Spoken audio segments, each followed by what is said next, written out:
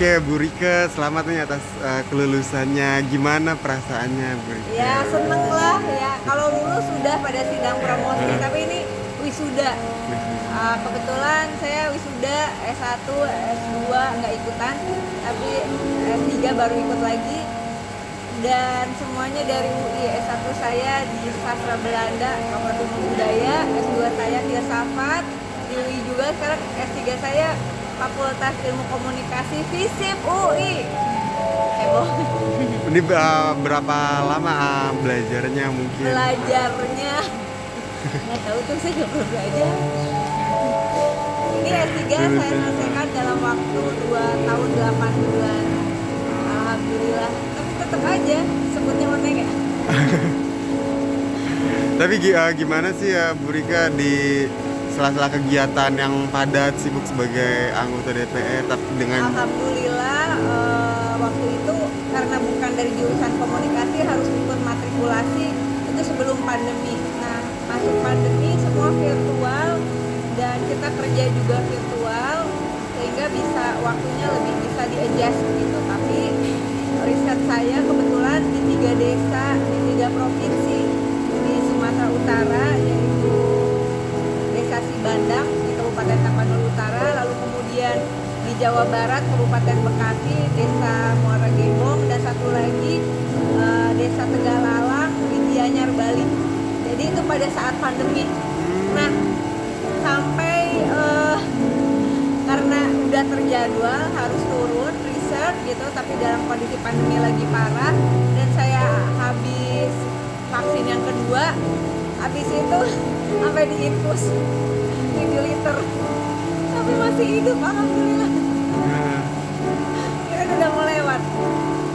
Berarti waktu ngerjain riset itu sempat sakit juga ya? Sempat kena COVID juga, kena COVID 2-3 kali lah.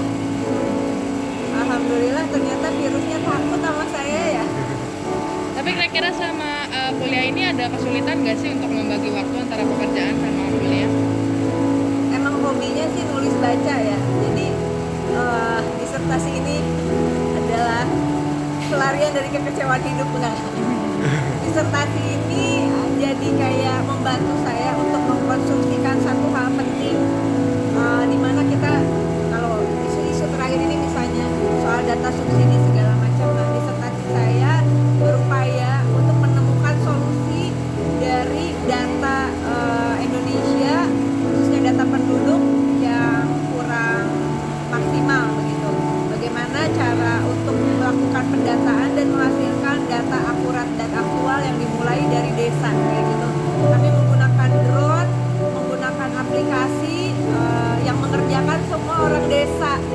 Dia nerbangin drone semua dan bisa menghasilkan peta-peta yang luar biasa, menghasilkan data yang juga cukup lengkap. Saya kira kurang lebih sekarang dikembangkan 200 variabel gitu. Sebenarnya temuan ini adalah temuan teman-teman perjuangan di Institut Pertanian Bogor. Jadi disertasi saya kemudian mengulang riset ini untuk melihat sebetulnya kalau ada pendataan yang luar biasa seperti ini, di mana warga bisa melakukan pendataan lebih akurat dan aktual, kenapa tidak dijadikan kebijakan negara, tidak diambil sebagai policy negara. Nah, ini sedang dari sinilah saya bisa mengetahui bahwa sebetulnya orang desa itu jangan dianggap terbelakang. Ternyata kalau dikasih kepercayaan bisa kok, bisa banget. berarti risetnya itu sampai ke pelosok-pelosok Iya, desa ya? waktu di Sibandang itu desanya ada di tengah Danau Toba. Jadi kita setiap riset datang bersama tim itu harus nyebrang Danau Toba. Tapi di sela-sela research gitu melakukan tugas juga gak sih ya Bu Rika? Iya pasti. Tapi pada akhirnya insya Allah disertasi ini mudah-mudahan bisa memberi solusi ya kalau dipakai. Kalau kemudian bisa direkognisi atau digunakan oleh negara, insya Allah ini bisa membantu banyak hal, termasuk pemetaan komoditas pangan, termasuk tentang 5 aspek kesejahteraan, pendidikan, kesehatan gitu ya. Mana masyarakat yang memang disebut miskin dan tidak mampu yang harusnya mendapatkan bansos, mana yang tidak. Kita lengkap, kita coding semua bangunan gitu. Seru lah, nanti akan ada sesi berikutnya karena saya sedang praproduksi untuk dijadikan buku. Ntar datang lagi ya. Oke. Bu Rika pengen tanya nih, kan maksudnya Bu Rika ini kan artis dan juga anggota dewan gitu. Maksudnya ada mungkin ada keistimewaan nggak sih dari pihak kampus? Nggak ada, kalau di UI sama aja. Dan saya kebiasaan dari S1 S2 saya tidak pernah menyerahkan karya ilmiah saya ke orang lain karena rugi ya. Kita sekolah, kita ngeluarin biaya, effort waktunya, tenaga, pikiran. Kalau bisa kuliah jangan pakai joki kalau menurut saya karena ilmu itu apalagi udah umur STW gini susah banget ya Allah mikir ya. Jadi saya ngetik sendiri semuanya, bahwa ada tim ya, tetapi yang namanya gelar akademik itu etikanya dan sebaiknya memang itu harus hasil karya kita sendiri. Jadi kita, karena ini kan bukan cuma buat gelar, terus ilmu itu buat apa? Kalau ada gelar, terus kemudian ilmunya kita tidak bisa gunakan karena kita nitip sama orang yang mengerjakan, itu kan sebenarnya juga nggak etis ya secara keilmuan.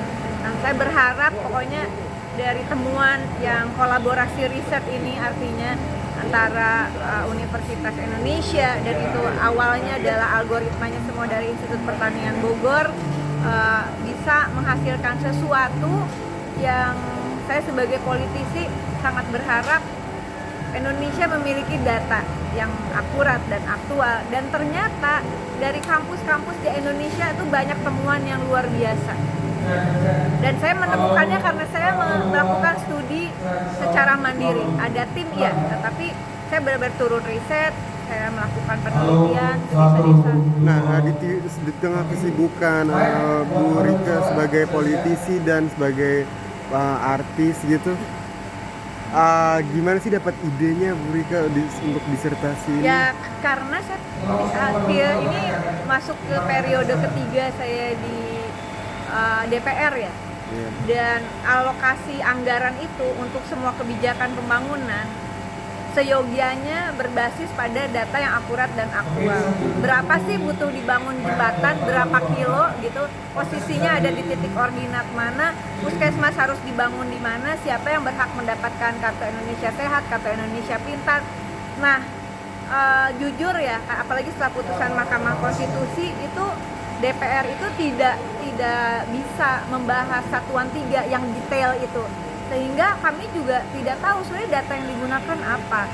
Dan akhirnya benar terbukti banyak yang tidak tepat sasaran, padahal program pemerintah itu udah banyak sekali sebetulnya untuk bantuan sosial untuk peningkatan ekonomi, apalagi pasca pandemi seperti ini. Nah, dari situ saya mikir nih, gimana ya caranya? Nggak mungkin Indonesia udah 77 tahun nggak punya data dasar yang akurat, aktual, satu data Indonesia yang benar-benar satu data digunakan oleh seluruh kementerian lembaga termasuk oleh pemerintah daerah. Karena kalau datanya beda-beda bahaya dan sangat rentan terjadi penyalahgunaan anggaran tidak pada tempatnya begitu. Sehingga saya memutuskan disertasi saya yang tadinya soal politik pembangunan saya alihkan soal politik data.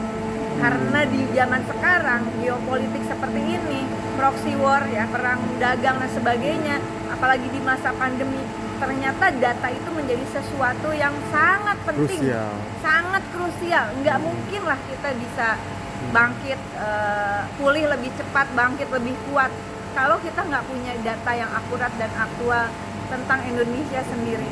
Mungkin negara lain malah punya data Indonesia kayak gitu.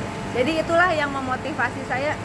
Mudah-mudahan di jabatan ketiga ini ada sesuatu. Kalau jabatan pertama saya inisiator Badan Penyelenggara Jaminan Sosial, di periode kedua saya mengusulkan Badan Riset dan Inovasi Nasional.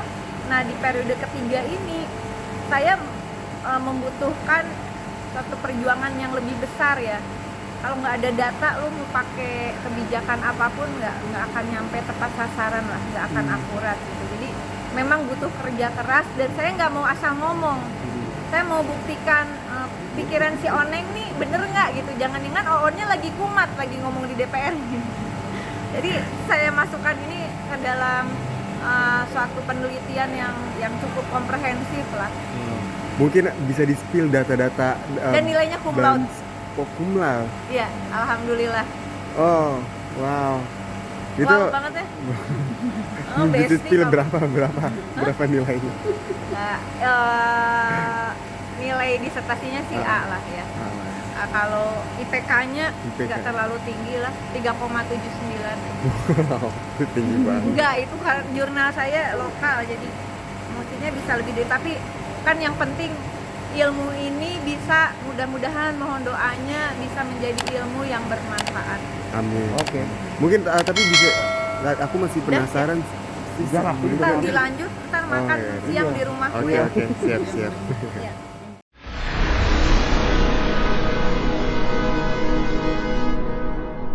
Jadi jangan lupa untuk subscribe Cumi Cumi. Ditekan ya tombol lonceng merahnya.